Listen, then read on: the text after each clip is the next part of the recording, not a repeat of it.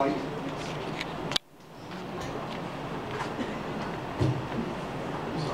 that cover off.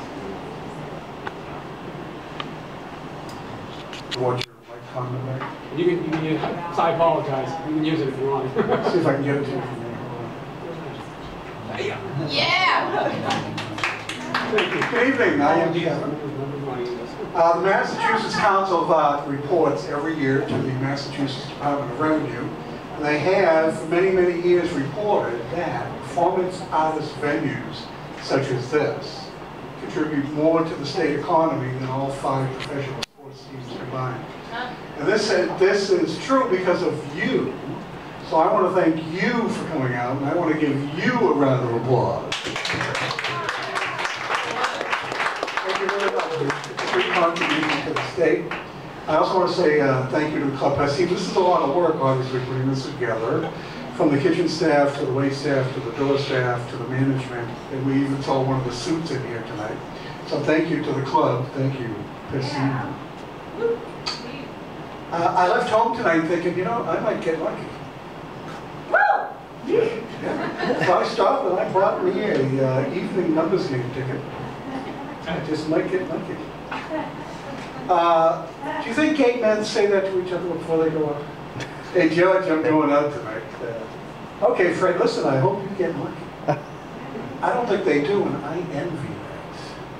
I envy that. Speaking of the LGBT community, it is my prediction that it is the destiny for lesbians to rule the planet. Yeah. Woo! Lesbians will rule the planet, and I'll tell you why. The answer exactly is why. It's because of the Y chromosome. If you have a penis or ever have had a penis, you have been contaminated by the Y chromosome. And that's who's doing all the bombing and the killing and the dropping the bombs and shooting the bullets. Now, not the men here, obviously, tonight, not us. But the rest of us are out there doing it. So I can see the day when armies of lesbians are walking across the United States. Peace and prosperity in our time. From now on, I vote the straight lesbian ticket. That's what I'm doing. Lesbians will rule the planet. Not in my lifetime, but maybe in your lifetime. There's a little country called the United Arab Emirates. I don't know if you know of it. It's on the Arabian Peninsula, on the east side, a little north of Qatar. Yeah, they've been putting some ads on the red lines. And it's a very well-to-do country. But they recently passed a law. If you are a woman in the UAE and you give birth to a child, you must breastfeed your baby for 2 years. 2 years. Now, my older brother is like 11 months older than me, which makes me what's called an Irish twin. And now that I think about it, my younger brother is 11 months younger than me, which makes me like kind of like an Irish triplet. Which, according to my calculation, is I'm due about 9 months worth of breastfeeding. Is there anybody here tonight from the United Arab Emirates? Preferably a woman. Is there anybody lactating tonight? Preferably a woman. No? Okay. Well, I'll keep asking. I'm due those 9 months.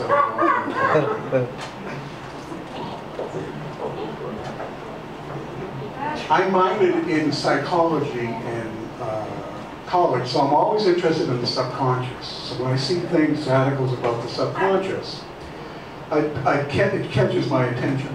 Now basically, subconsciously, we respond to external stimuli. They understand the response, but they don't understand the underlying causes. And they understand the stimuli, but it's all kind of strange. Let me give you 3 examples.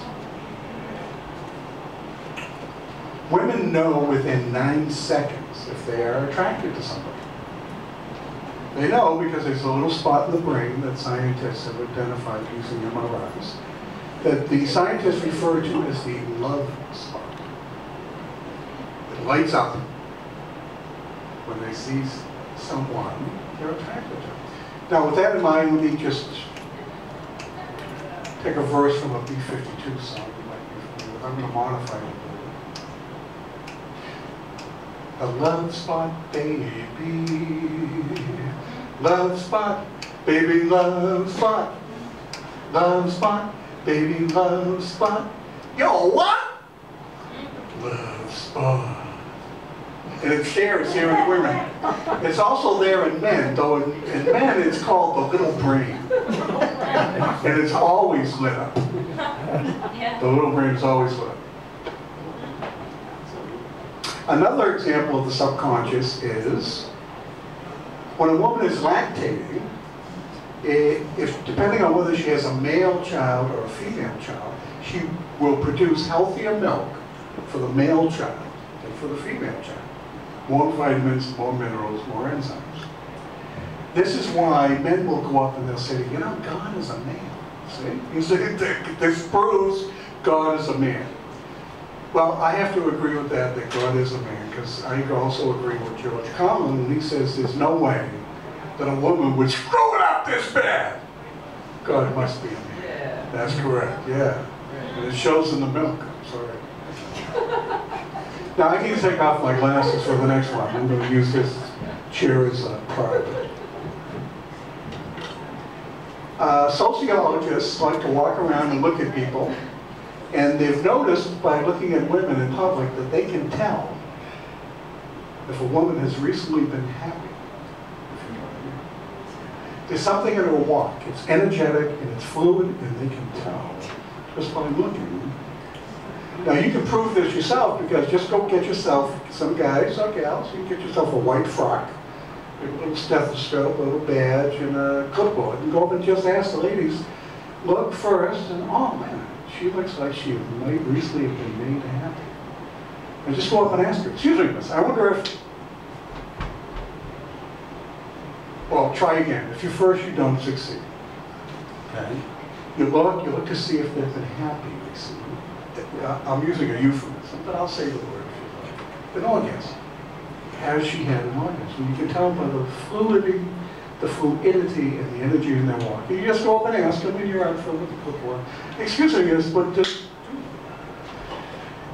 well, I think you just might want to trust the scientists. I think if you just go up and ask them, you might get yourself slapped. I know I did.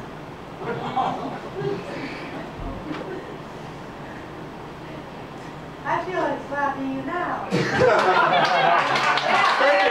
Thank you very much.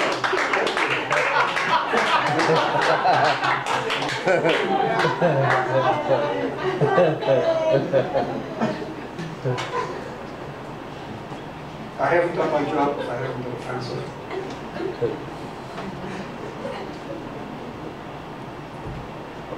Offending somebody.